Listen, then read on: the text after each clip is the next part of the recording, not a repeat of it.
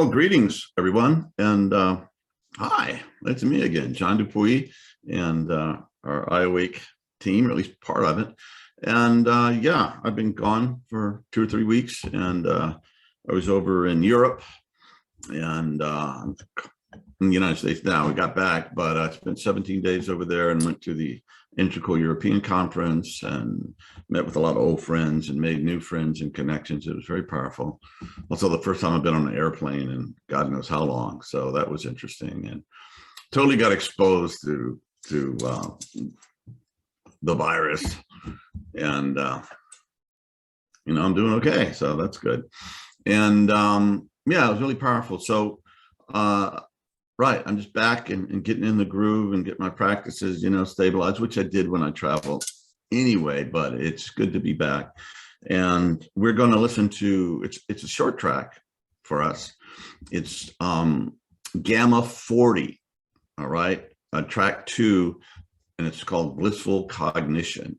And this is just right under 20 minutes. And again, for those of you who don't know, gamma is a pretty high level, high vibrational frequency. And it has been associated with, they first started noting it in when they were checking out the brains of Tibetan monks when they were doing certain compassion practices. And their brains seemed to generate in those practices, in those deep states, a lot of gamma. And it's also can be very energizing and aids in absorbing a lot of data, gracefully and effectively. So there's it can be a spiritual tool, it can be just an energetic tool, and it's pretty powerful. So we don't recommend that you use gamma maybe more than 3 times a week, okay? Because you can, it can be a bit much. And with the lower frequencies, not so. You can, use them more frequently and do it longer. But yeah, this is a good thing to do together now. And we are, evolution is just cruising right now at a high rate of speed, and there's all kinds of things happening. And as Jeff Salzman, my friend, says, evolution is beautiful, but it's not pretty. Okay. So the best thing that we can do is get ourselves in the zone and get ourselves connected with our higher power. However that, whatever you call that in your own mind, but trust me, it's there.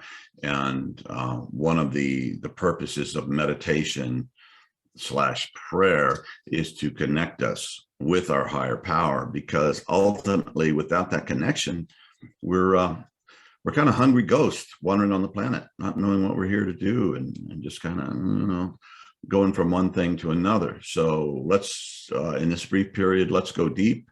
One way to meditate is to focus on your heart and just say, okay, Creator, I'm here. I'm ready for your presence. Please help me to focus and let go of my thoughts, and help me to relax and just be here now with you. So, and if there's anything I need to know, or just, some peace would be good too. Whatever you want to give me, I'm open for it. So without further ado, let's get this thing rolling, and we'll say a bit on the other side.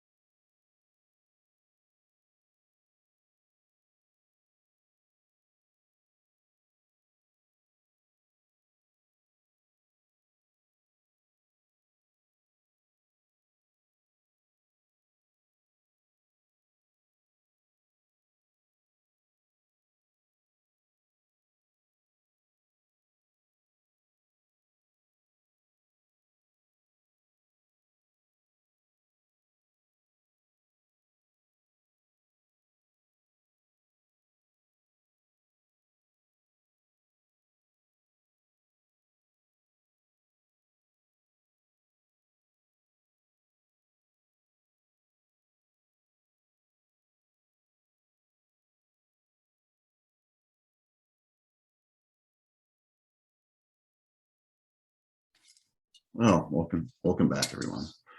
And yeah, I just got back from Hungary and then London after that, where I was connected with friends and colleagues of WeAwake, etc. And one of the reasons that I went to Hungary is because I want to support my Ukrainian brothers and sisters that are struggling with the destruction of their culture, their country, their families, their land.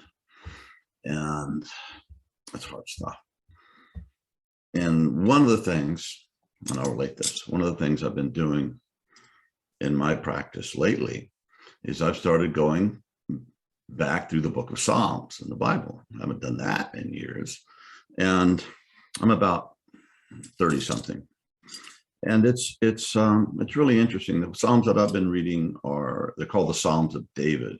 They're attributed to David, and nobody knows for sure, but let's just, give the benefit of the doubt that there's a reason for that. And there does seem to be a recognizable personality that's coming through these Psalms. And even though translations over time, there's somebody there. And one of the things I get is, and these were all songs in the beginning, and they don't know what the music was. Nobody has any idea, but some of them are like the first blues. Okay. It's just David going through it, and talking about his inner despair. I think he says in 28:1, God, don't be silent to me, because if you're silent to me, I'll be like them that go down into the pit.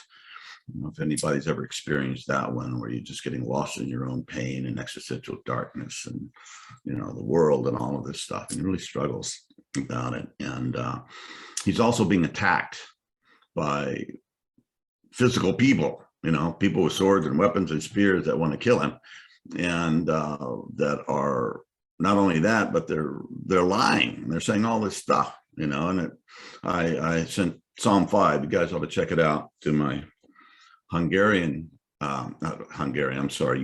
friends. And I said, you might want to check this out. And I thought they were going to think I was a complete nutcase.